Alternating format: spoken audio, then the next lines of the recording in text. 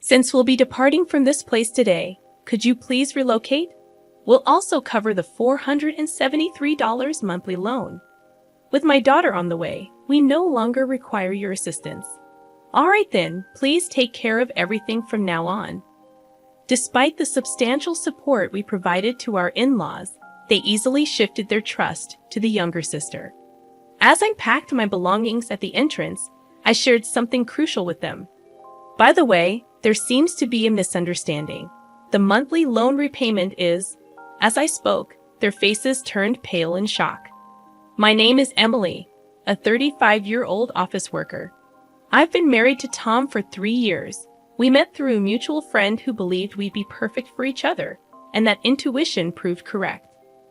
Tom and I were drawn to each other from our first conversation. Tom felt the same, and we started dating. 2 years later, he proposed, and I happily accepted. Our families supported our marriage, and we had a wonderful wedding attended by many. After our honeymoon, we began our life together, sharing household chores and enjoying a peaceful, stress-free life. Tom, having lived alone for a long time, was a great cook, which was a huge help. We cooperated in all household tasks, and we were grateful for each other's company. 3 years passed in the blink of an eye, and our bond remained as strong as when we were newlyweds. However, a significant event occurred when Tom's father fell seriously ill. We rushed to the hospital, and after a week of tests, he was released.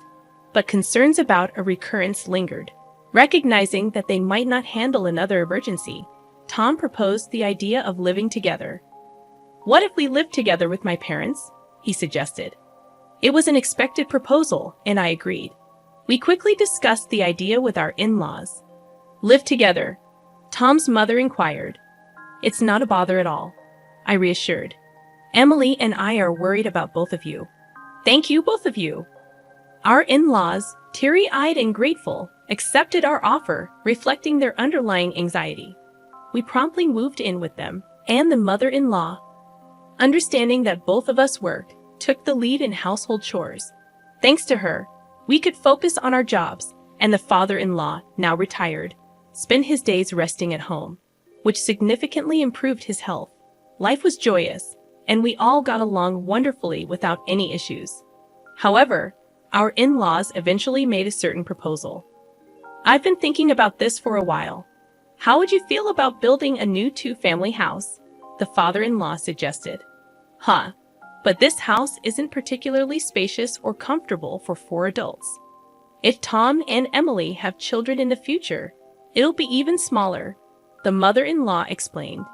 "Considering the future, I've been thinking of building a bigger house where we can live comfortably for the rest of our lives. However, it's not something we can afford with just my savings. We will need to discuss and decide together." Tom and I were surprised by the proposal, but we thought it wasn't a bad idea. While the current in-laws' house wasn't too small, it wasn't particularly spacious or comfortable either. Long-term living there might lead to stress building up between us. Perhaps buying a new house where everyone can live comfortably is a good idea.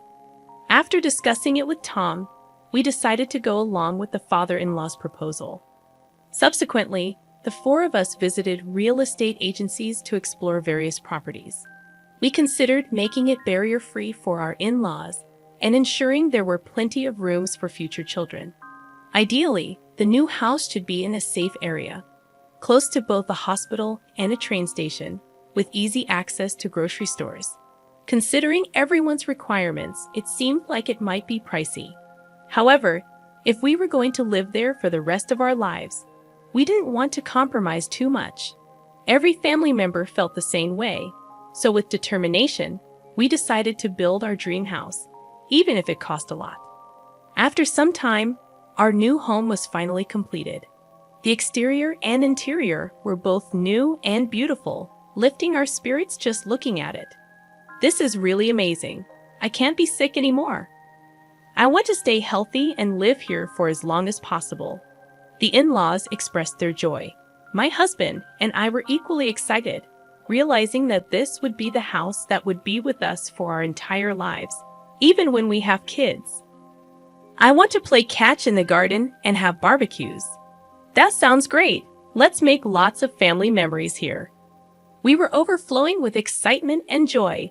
Living in the house turned out to be truly comfortable, and it felt like the pinnacle of happiness.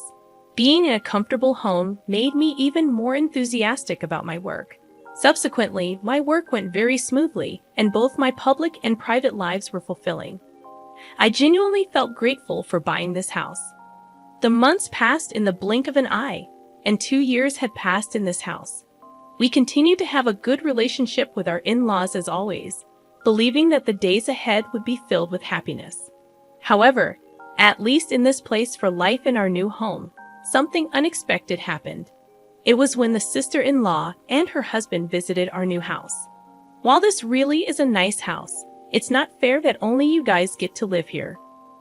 What are you talking about? We discussed and decided to buy this house with our parents, but I can't help but feel envious. When we were still living in a cheap winter, it feels like you're living beyond your means. The sister-in-law often visited our house during holidays and always expressed her envy. Every time, she would accuse us of being unfair. We've been paying the mortgage for this house, and it's quite a hefty amount every month. We're living within our means, earning enough to pay for this house, so there's no reason for her to complain. If we were to live here with the in-laws, it would be so much fun, don't you think? What? Can you even afford the mortgage for this house? My husband and I exchanged a glance. The sister-in-law probably just blurted out without giving it much thought. However, her careless words started to move my in-laws' hearts. It would be lovely if Kana could move and live here together. Yes, it would liven things up. Hey, what are you two talking about? Haven't we been living together all this while? Come on, I was just saying. Exactly. There's no need to panic, right? Ha ha ha. While the in-laws tried to brush it off, it was evident that they were enticed by the idea of living with the sister-in-law. The in-laws seemed to have a particular affection for her, even more so than for Tom. She is a beauty with delicate features and looks like a doll from her childhood. Being 4 years younger than Tom and born when the in-laws were older, they doted on her even more. This pampering led her to become quite spoiled, and Tom had to deal with her demanding nature. Having heard all this from Tom, I was always wary of my sister-in-law. For a while after we got married, Tom and I were both caught off guard because she didn't seem to be giving us any trouble. However, recently, she has been increasingly eyeing our new house. It seems she frequently visits the house during the day when we're at work. Oh, Emily, you're back. Then I'll be leaving now. Huh. I wish you'd stay a bit longer, but Tom and Emily might find it inconvenient. I don't think it's a nuisance. You might say that, but it's evident in your eyes and behavior.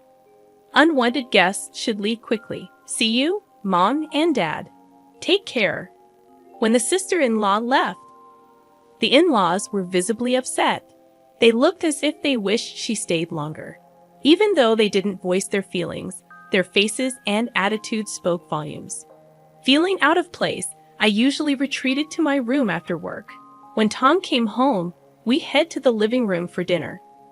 The atmosphere around the dinner table grew more and more tense, with longer silences. Tom began to notice the change and started to realize that the sister-in-law was the cause. Around the time our relationship with the in-laws started to deteriorate, the sister-in-law finally made her move. One holiday, Tom and I went shopping in the morning. When we returned, there were unfamiliar shoes at the entrance. We exchanged glances, wondering if something was amiss. Then, the mother-in-law approached us from the living room. You're finally back. We need to talk. The mother-in-law's tone was different than usual. As we entered the living room, the sister-in-law and her husband were there. Ah, you're finally here. Kana, what's going on? From today, we'll be living here, so please leave. What? Tom and I were taken aback by her sudden declaration. What is she thinking, moving in today? Hold on, it's ridiculous to say that all of a sudden. It's not sudden. We've discussed this with Mom and Dad for a long time, the sister-in-law replied confidently. Is it true you discussed this with them? Tom and I knew the in-laws were swayed by the sister-in-law's words, but we had no idea things had progressed this far. Kana and her husband said they'll take care of us from now on. I'll do the housework and even care for you when needed. Please rely on us, Mom and Dad. If our daughter is here, we don't need you anymore. A daughter-in-law who doesn't do housework or have children is no match for Kana. What? I was deeply hurt by their words. Seeing my shocked face, the sister-in-law smirked. We'll pay the $473 monthly loan. Okay. Huh? $473? It's a great deal to live in such a nice house for that.